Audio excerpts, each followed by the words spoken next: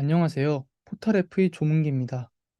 본 발표에서는 웹 E2E 환경에 대해 자동으로 테스트 코드를 생성하는 미어캣이라는 서비스가 무엇인지, 그리고 어떤 목적에서 어떻게 만들었는지에 대해 소개하고자 합니다.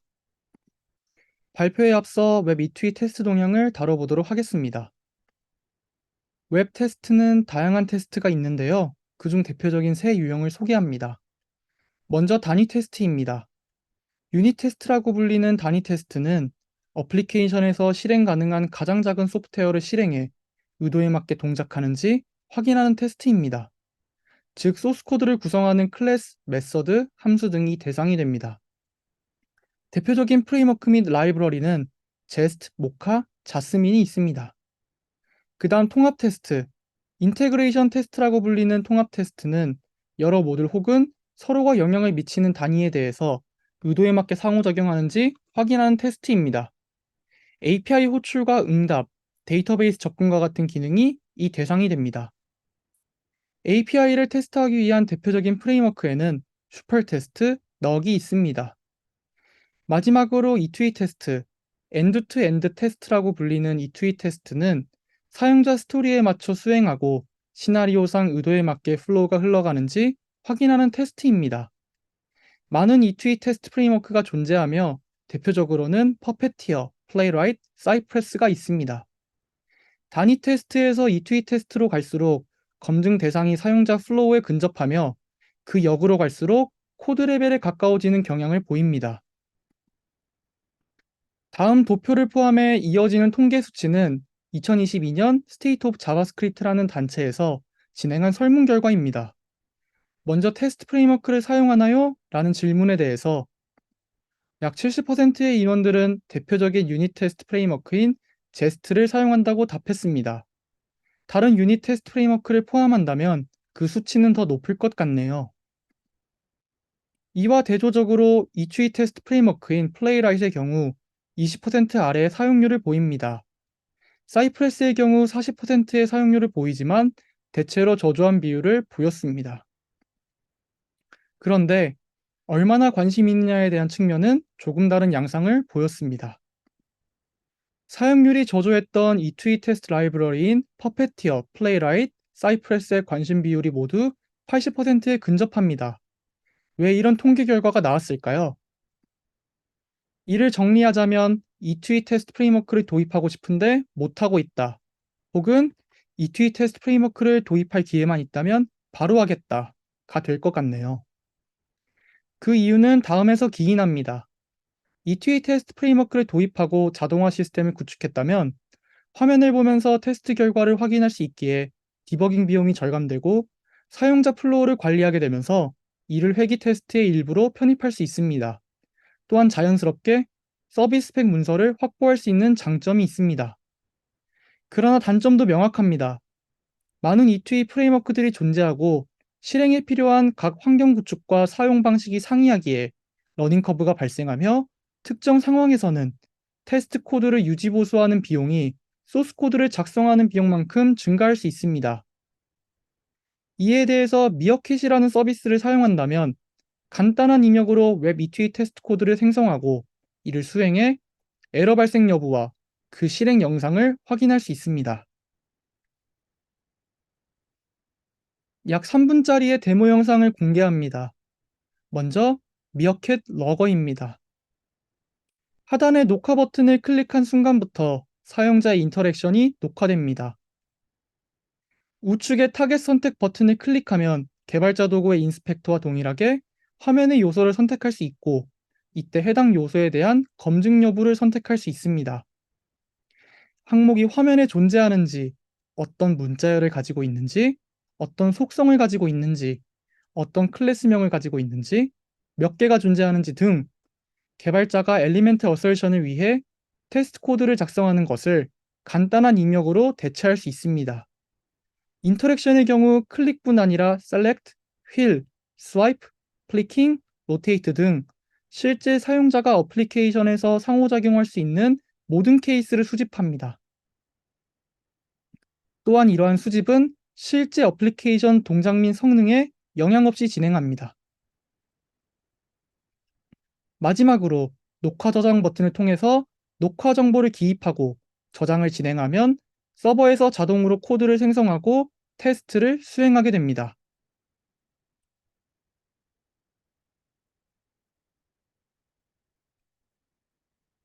미어캣 리플레이입니다.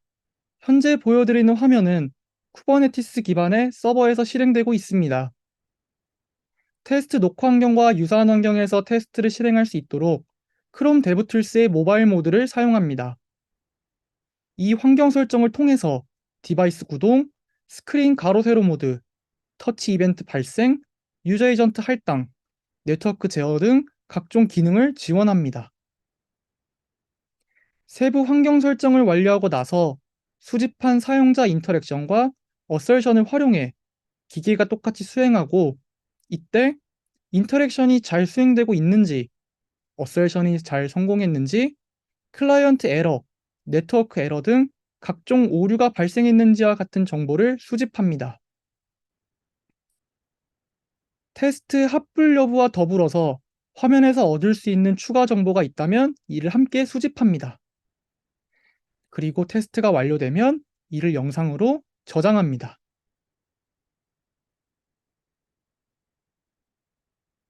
미어캣 대시보드입니다. 앞서 저장한 영상과 테스트에서 얻을 수 있던 정보들을 제공합니다. 테스트 수행 결과를 요약해서 보여주며 만약 에러가 발생했다면 해당 에러 정보를 표기합니다. 테스트 시나리오의 경우에도 어설션이 성공했는지 여부뿐 아니라 실제 검증하려고 했던 대상이 가지고 있던 모든 정보를 알려줍니다.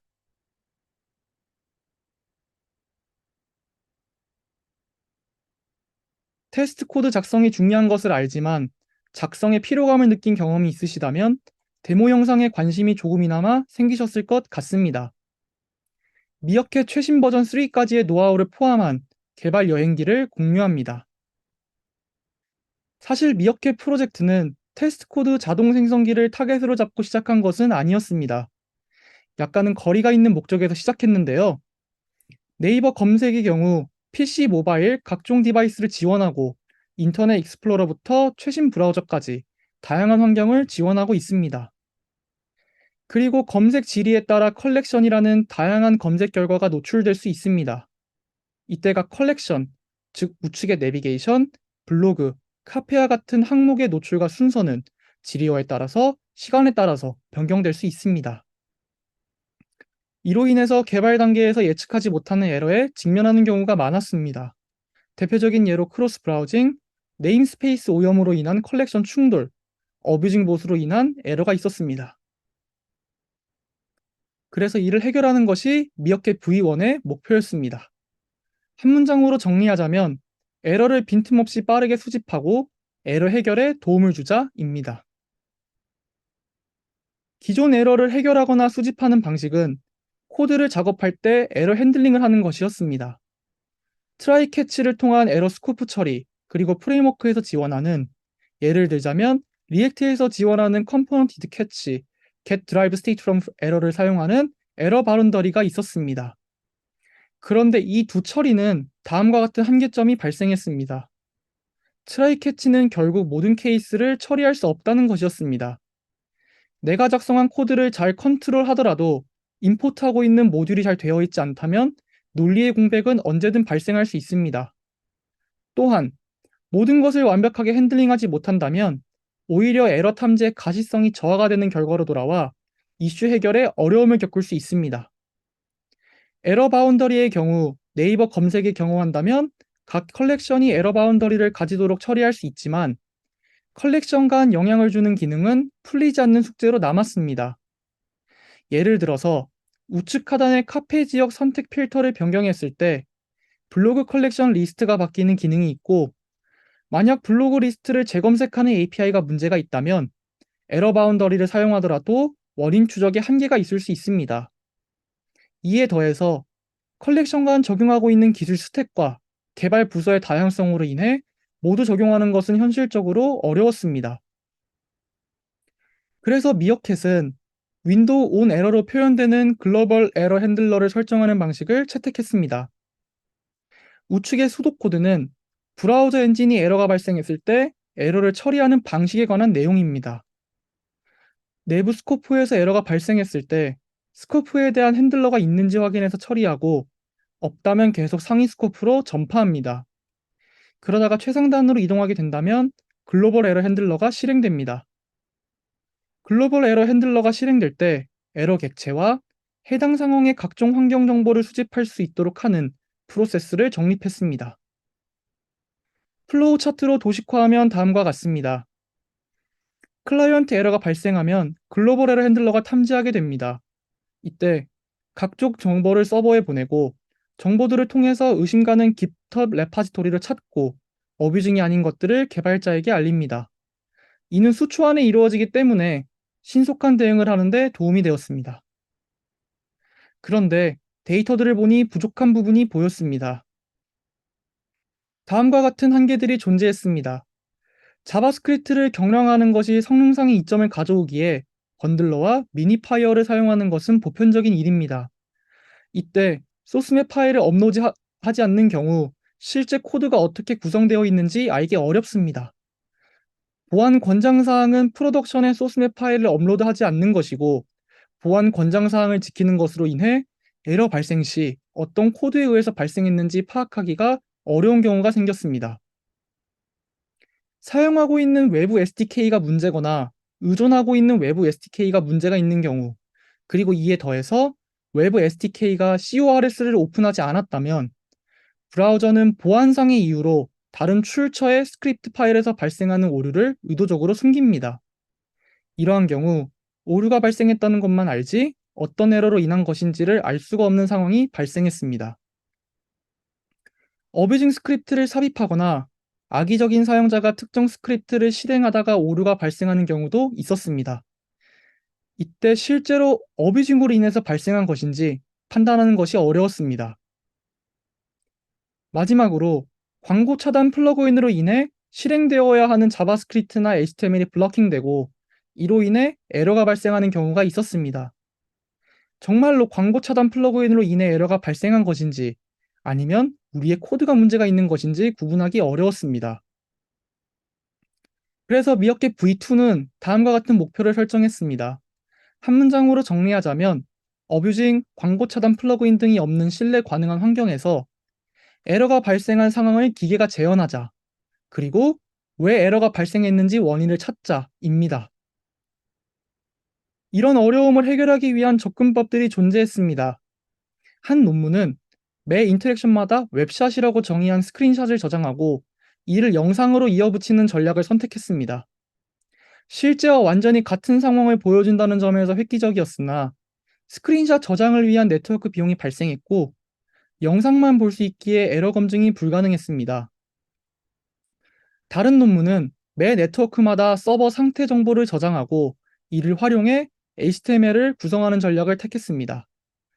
네트워크 비용에 대해서는 상대적으로 저비용이 발생하지만 정보를 가지고 HTML을 재생성하는 비용으로 인해 서버 부하가 발생했습니다. 또한 SPA로 구성한 어플리케이션에 대해서 그리고 클라이언트 에러가 발생하는 것에선 적합하지 않음을 확인했습니다. 상용 소프트웨어 레벨에서는 다음과 같은 접근법을 택했습니다. 센트리에 탑재한 RR웹 프레임워크는 전체 돔이 아닌 일부 돔 상태를 수집해서 아이프레임으로 전환하는 방식을 택했습니다. 해당 적용은 복잡한 어플리케이션일수록 메모리 사용량이 가속화되는 현상이 있었습니다. 또한 에러 발생을 검증할 수 없다는 한계가 있었습니다. 데이터독은 자체적으로 선정한 이벤트들, 예를 들자면 내비게이션, fetch, 클릭 등을 선정하고 이를 역으로 수행하는 방식을 채택했습니다. 특정 케이스들은 커버가 가능했지만 모바일 지원이 불가했고 하나의 인터랙션에 대해서 중복 수집되는 이슈로 인해 낮은 재현 비율을 가졌습니다. 그래서 직접 만드는 것을 목표로 했습니다. 미어캣의 원칙은 다음과 같습니다. 사용자 입력 인터랙션 기반으로 기계가 재현 시나리오를 생성하고 수행하자. 다음은 미어캣 아키텍처입니다. 처음 설명드릴 부분은 웹 어플리케이션에서 수집한 브레드크럼스라는 데이터베이스에 저장하는 부분입니다. 설명에 앞서 브레드크럼스란 용어에 대해서 소개해드립니다. 브레드크럼스란 사전적 용어로 빵 부스러기라는 뜻을 가지고 있습니다. 동화 헨젤과 그레텔의 빵 부스러기를 따라가는 장면에서 파생된 개념들이 있습니다. UX에서는 사용자가 웹페이지에서 소비할 수 있는 방향을 가이드해주는 시스템을 말하며 센트리 데이터독 등 상용 소프트웨어에서는 어플리케이션 상태의 흐름을 말합니다. 미어캣에서는 다음과 같이 정의합니다. 사용자 입력, 인터랙션 플로우. 미어캣은 상용 소프트웨어에서 수집하고 있던 부분을 제외하기도 하고 수집하지 않던 부분들을 포함하기도 했습니다. 사용자 입력 기반의 이벤트들만 선정하고 결과성 성격을 가지고 있는 이벤트는 모두 제외했습니다. 즉, 우측 그림에서 클릭을 통해서 발생한 스크롤, 클릭을 통해서 발생한 내비게이션, 클릭을 통해서 발생한 체인지 이벤트와 같이 원인과 결과를 분리하고 오직 원인만을 수집의 대상으로 설정했습니다. 수집 방식은 다음과 같습니다. 돔 이벤트에 대해서 인터셉터를 등록하는 방식을 도입했습니다. 클릭 이벤트가 발생하면 해당 이벤트의 동작에 영향을 끼치지 않고 추가적인 정보만을 가져옵니다. 각 이벤트에 대해서 재현에 필요한 최소한의 정보만 수집합니다. 우측에 클릭을 예시로 들자면 선택한 대상, 대상 내부의 오프셋, 그리고 시점이 될 수 있습니다. 하단에 Unique Selector with CSS Chaining이라는 함수가 있는데요. 해당 함수는 쿼리 셀렉터 메소드에 역산을 하는 행위를 합니다. 엘리멘트를 입력으로 받아서 부모 엘리멘트를 순회하며 돔의 유일성을 보장하는 셀렉터 리스트로 전환합니다. 그 후 해당 셀렉터 리스트를 CSS 체이닝 형태로 전환합니다. 다음 설명드릴 부분은 사용자 입력 기반의 정보를 활용해 PC, 모바일 각 에뮬레이터가 재현을 수행하는 부분입니다. 먼저 세션 리플레이라는 용어에 대해서 소개합니다. 세션 리플레이란 웹사이트의 사용자 소비 흐름을 똑같이 재생하는 각종 방법을 의미합니다. 미어캣에서는 해당 용어를 다음과 같이 정의합니다. 수집한 브레드크럼스를 코드로 전환해 E2E 엔진이 제어 가능한 환경에서 재현하자. 먼저 PC의 경우는 플레이라이트 프로토콜을 활용해 구현을 진행했습니다. 플레이라이트는 웹 앱 테스트 자동화 라이브러리의 한 종류이며 크롬, 엣지, 파이어폭스, 사파리 등 멀티 브라우저를 지원합니다. 그리고 서버 구성에 있어서 큰 도움이 되는 부분으로 공식 도커 이미지를 제공하고 있습니다. E2E 테스트를 위한 CI/CD를 구축하기 위해서는 브라우저 엔진 및 디스플레이 관련 패키지 설치가 필요합니다. 또한 우분투 버전에 따라서 필요한 패키지 리스트가 다르기 때문에 구축하는 데 어려움을 겪을 수 있는데요. 공식 베이스 도커 이미지를 활용해서 보다 편하게 환경 구축을 할 수 있습니다. 수집한 브레드크럼스를 활용해 E2E 엔진이 브라우저와 상호작용하는 코드를 구성할 수 있습니다. 앞서 수집한 클릭 이벤트에 대해 유일성을 보장하는 타겟 정보를 활용해서 E2E 엔진은 브라우저 대상에서 찾고 클릭 이벤트를 해당 엘리멘트에 전달할 수 있습니다. 해당 예시를 포함해 사용자 입력 이벤트에 대해 E2E 엔진이 실행할 수 있도록 하는 모든 함수는 PC, 모바일 동일한 원리에 입각해 적용할 수 있었습니다. 그런데 PC와 달리 모바일 환경의 세션 리플레이에 대해서는 다음과 같은 문제가 발생했습니다. 퍼페티어, 플레이라이트, 사이프레스 등 데스크탑 기반의 E2E 엔진은 그 실행이 데스크탑에서 이루어지는 만큼 모바일 환경처럼 기능할 수 없었습니다. 프레임워크에서 제공하는 에뮬레이트 함수를 통해서 모바일 기기에 해당하는 환경을 요청하더라도 이는 모바일이 아닌 뷰포트만 같은 PC라는 한계가 있었습니다. 게다가 터치 이벤트를 트리거할 수 없는 현상이 발생했습니다.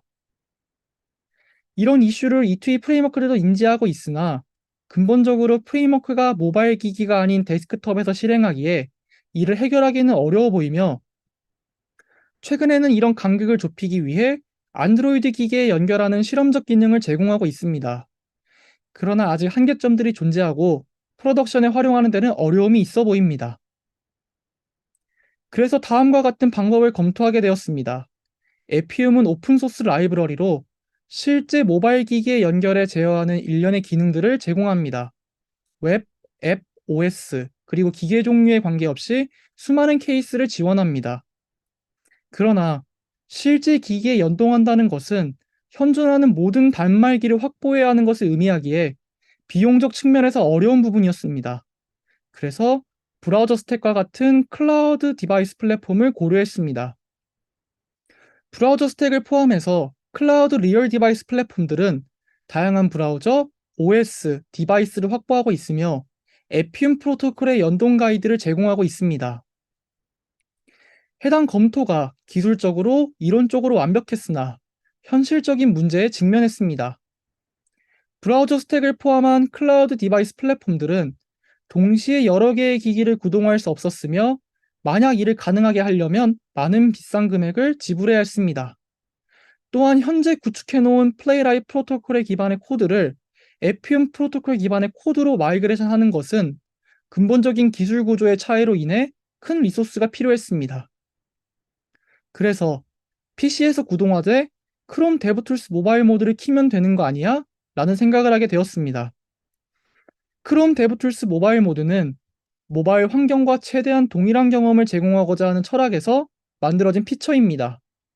그래서 디바이스 구동, 스크린 가로 세로 모드, 터치 이벤트 발생, 유저 에이전트 할당, 네트워크 제어 등 추가적인 기능을 제공하고 있습니다. 크롬 데브툴스 모바일 모드를 사용해 실제 모바일 기기에 버금가는 경험을 제공할 수는 있지만 다음과 같은 기술적 허들이 존재했습니다. E2E 엔진의 외부 영역에 위치했기 때문에 크롬 데브툴스에서 가지고 있는 UI 그 무엇도 접근할 수 없었습니다. 또한 E2E 프로토콜이 제공하는 CDP 세션을 활용하더라도 UI를 접근할 수 있는 방법은 존재하지 않았습니다. 다각도의 시도 끝에 다음과 같은 방법을 찾았습니다. 크롬 데브툴스도 브라우저에서 새로운 탭으로 분리할 수 있다는 것을 아실 겁니다. 즉 그렇기에 크롬 데브툴스도 URL을 가진 한 항목일 것이라 예측했습니다. E2E 브라우저 객체에는 타겟스라는 함수가 존재하는데요. 브라우저가 가지고 있는 탭들에 대한 정보를 반환하는 기능을 가지고 있습니다. 해당 객체에서 데브툴스에 대한 URL을 추출하고 해당 페이지로 이동해 브라우저 내부에 위치하도록 했습니다. 그 후부터는 일사천리였습니다. 브라우저 내부에 존재하는 크롬 데브툴스에 대한 모든 UI를 E2E 엔진이 접근할 수 있기에 브레드크럼에서 수집한 디바이스 정보에 대응하는 환경을 화면을 조작하는 것을 통해 수행할 수 있었습니다. 이를 통해 유사한 테스트 프레임워크를 PC 모바일 모두 구축할 수 있었고 모바일 세션 리플레이에 대한 코드는 PC에서 사용하고 있던 코드를 큰 변경 없이 이식할 수 있었습니다. 마지막으로 설명드릴 것은 비디오와 에러 레포트를 생성하는 부분입니다. 비디오 녹화에 있어서는 서드파티 라이브러리와 내장 라이브러리를 활용했습니다. 퍼페티어의 경우 퍼페티어 스크린 레코더라는 서드파티 오픈소스가 존재합니다. FFmpeg은 Fast Forward Mpeg의 합성어이며 비디오 및 오디오를 포함한 다양한 멀티미디어 파일, 실시간 스트림을 처리하는 데 사용합니다. 녹화 시점과 해상도 등 많은 옵션을 제공하고 있어 목적에 맞게 사용할 수 있으며 고성능을 자랑합니다. 플레이라이트는 자체적으로 스트림 채널을 통해 구현한 내장 모듈을 가지고 있습니다. 플레이라이트 러너 개발자들이 레코드 개발에 함께 참여한 만큼 성능 및 안정성이 확보되어 있습니다. 다만 아쉬운 점으로는 페이지 컨텍스트 객체가 생성되는 시점에 바로 녹화가 되고 페이지 컨텍스트 객체가 삭제될 때 자동으로 저장되기 때문에 녹화 구간 및 시점을 제어하는 것은 어렵습니다. 에러 레포트의 경우 페이지 객체에 이벤트 리스너를 등록하는 방식을 사용했습니다. 페이지 객체는 일반적인 이벤트 발생에 대한 핸들러뿐 아니라 클라이언트 에러, 콘솔 로그, 네트워크 등에도 콜백을 등록할 수 있습니다. 이를 통해서 개발자가 꼭 보아야 하는 정보들을 분류해 수집할 수 있습니다. 네, 그래서 총 정리하자면 에러 발생 시 에러 객체와 그 환경 정보, 그리고 사용자 입력 인터랙션 기반의 브레드크럼스를 수집합니다. 이 정보를 가지고 서버에서 E2E 엔진을 활용해 세션 리플레이를 합니다. 그 결과로 비디오와 에러 레포트를 저장하고 이를 개발자에게 UI 기반의 대시보드로 전달합니다. 다 만들어 놓고 보니 다음과 같은 가치가 보였습니다. 여기에 어설션만 더하면 E2 테스트 코드랑 같은 거 아닐까? 미어캣 V3의 목표입니다. 한 문장으로 정리하자면 어느 누구나 간단하게 테스트를 데이터로 등록할 수 있고 테스트 결과 정보를 한눈에 볼 수 있게 하자입니다. 사용자가 어설션을 등록할 때 익숙하고 직관적인 방식으로 진행하도록 하기 위해서 개발자 도구의 인스펙터와 같은 경험을 제공하는 UI를 구성했습니다. 엘리멘트 셀렉션을 하는 경험을 주기 위해 다음과 같은 기능을 구현했습니다. 사용자가 어설션 버튼을 클릭하는 순간 화면 최상단에 딤드 레이어를 쌓습니다. 해당 처리를 통해서 모든 클릭 이벤트는 딤드 레이어에만 발생하게 됩니다. 그 후 포인터 무브 이벤트에 대해서 마우스가 놓여있는 위치 중 1번 인덱스의 엘리먼트의 배경색을 변경하는 기능을 수행합니다. 이때 elements from point 메소드를 사용하는데요. 이 메소드는 입력 x, y 좌표에 놓여있는 모든 엘리먼트를 레이어 순서에 맞게 나열합니다. 레이어 리스트 중 1번 인덱스, 즉 딤드 레이어를 제외한 두 번째 엘리먼트의 정보를 획득할 수 있습니다. 마우스 커서 이동을 하다가 사용자는 검증하고자 하는 대상을 선정해 클릭하게 됩니다. 그때 앞서 소개드렸던 수직 함수들을 통해서 타겟 엘리멘트 정보를 계산함과 동시에 최상단의 딘드 레이어를 화면에서 삭제합니다. 그 후 무엇을 검증할 것이고 어떤 값으로 예상하는지를 입력하는 UI를 제공합니다. 사용자가 검증하고자 하는 목적에 따라 선택할 수 있는 어설션 타입들을 선정했습니다. 사용성에 따라 높은 순서에 의거해 작업을 진행했으며 차후 E2 프레임워크에서 가능한 모든 기능을 지원할 예정입니다. 사용자가 입력할 무엇을 검증할 것인지, 어떤 값으로 예측하는지에 대한 두 필드를 브레드크럼스와 함께 수집하게 됩니다. 비교적 순탄했던 수집 구현 대비 검증의 구현은 암초들이 존재했습니다. 등록된 브레드크럼스의 어설션 데이터를 활용해 E2 엔진이 기본적으로 가지고 있는 expect 함수를 사용하면 자연스럽게 해결되지 않을까 생각했는데요. 다음과 같은 이슈가 식별되었습니다. 제스트, 플레이라이트 테스트와 같은 테스팅 프로세스의 종속적인 모듈은 테스트 환경에서만 수행이 가능합니다. 그러나 미어캣은 리퀘스트 리스폰스를 제공할 수 있는 익스프레스 서버 위에 존재해야 했기 때문에 공존할 수 없는 상황이 발생했습니다. 그래서 다른 방법을 모색했으며 그 결과로 다음과 같은 라이브러리를 선정했습니다. 차이 라이브러리는 어설션에 특화된 오픈소스입니다. 실행 프로세스 환경에 대해 독립적이며 다양한 플러그인 결합과 이식이 가능합니다. 돔에 대한 정보를 검증하기 위해서는 차이 돔이라는 플러그인과 함께 사용한다면 쉽게 구현 가능합니다. 그러나 차이 라이브러리도 문제가 생겼습니다. 우측 코드는 가시성에 대한 검증을 진행하는 함수를 담고 있는데요. 언제나 실패하는 테스트입니다. 그 이유는 엘리멘트 핸들 객체의 evaluate 함수는 노드 프로세서가 아닌 실행 브라우저 내부에서 코드가 실행되기 때문입니다. 브라우저에는 차이 라이브러리가 존재하지 않고 그래서 언제나 실행에 에러가 발생합니다. 이를 해결하기 위해 차이 라이브러리를 브라우저 실행마다 UMD 방식으로 로드할 수 있으나 이는 매 실행마다 네트워크 비용이 발생하는 이슈로 돌아왔습니다. 엘리멘틀 속성과 같은 부분을 검증하는 상황에서는 사실 실제는 무엇이었는가와 같은 정보가 테스트 및 에러 해결에 큰 도움이 되는데요. 에러 커스텀을 하지 않는다면 하단의 예시처럼 true, false만 반환하기에 큰 도움이 되지 않을 수 있다는 것을 식별했습니다. 그래서 미어캣이 선정한 어설션 타입에 대해서 모두 직접 바닐라로 구현하는 방식을 채택했습니다. 앞서 가시성을 체크하는 함수를 다음과 같이 브라우저에서 지원하는 메소드들을 활용해 구현할 수 있습니다. 브라우저 내에서 타겟 엘리먼트에 대한 속성 정보를 추출해 검증하고자 하는 것과 부합하는지, 실제 속성 정보들은 무엇이 있는지를 반환하는 함수를 구성했습니다. 이를 정리하자면 다음과 같은 프로세스로 동작합니다. 사용자가 녹화 및 검증 대상들을 등록해 저장하면 사용자가 입력한 모든 정보를 서버에 보냅니다. 정보들을 통해서 기계가 브라우저와 상호작용하거나 검증 대상을 평가합니다. 세션 리플레이가 완료되면 전체 과정을 비디오로 녹화하고 결과를 대시보드에 등록합니다. V3까지의 히스토리를 잘 따라오셨을까요? 다음은 미어캣이 가져올 새로운 패러다임에 대해서 소개하고자 합니다. 한 문장으로 정리하자면 E2E 테스트 코드에 대한 개발 방법론이 바뀌었습니다. 테스트는 코드가 아닌 데이터로 관리할 수 있다 입니다. 이는 다음과 같은 가치를 가져옵니다. 데이터 등록을 하는 것은 코드를 직접 작성하는 것과 비교해 진입장벽이 매우 낮습니다.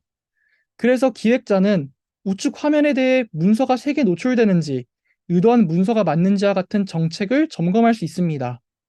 디자이너는 인터랙션이 의도에 맞게 동작하는지, 그리고 각 스타일이 잘 적용되었는지를 점검할 수 있습니다.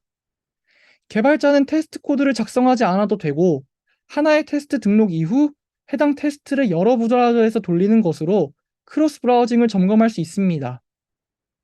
마지막으로 QA는 회귀 테스트를 유지 보수할 때 간단하게 테스트를 등록하거나 기등록된 테스트 데이터를 손보는 것으로 점검할 수 있습니다. 앞서 소개드린 것처럼 데이터를 수정하는 것은 코드를 수정하는 것 대비 유연합니다. 하나의 테스트 등록에 대해서 지리어를 바꾼다거나 네트워크 상태를 바꾼다거나 브라우저 대상을 바꾼다거나 디바이스를 바꾸는 것의 요건을 코드로 구성하는 것은 많은 리소스를 필요로 합니다. 하지만 미어캣은 이를 간단한 입력으로 대체할 수 있습니다. 또한 내가 보고 싶은, 중점적으로 관리하고 싶은, 그리고 내가 등록하진 않았지만 다른 사용자가 등록한 테스트들을 필요에 맞게 묶음 처리를 해 배포 전후 서비스 점검의 일환으로 실행할 수 있습니다. 일정 주기를 가지고 실행시킨다면 이는 서비스 안정성을 체크하는 기능으로도 활용할 수 있습니다. 향후 V4에서는 다음과 같은 기능을 제공하고자 합니다. 첫 번째는 에피움 파이프라인 구성입니다.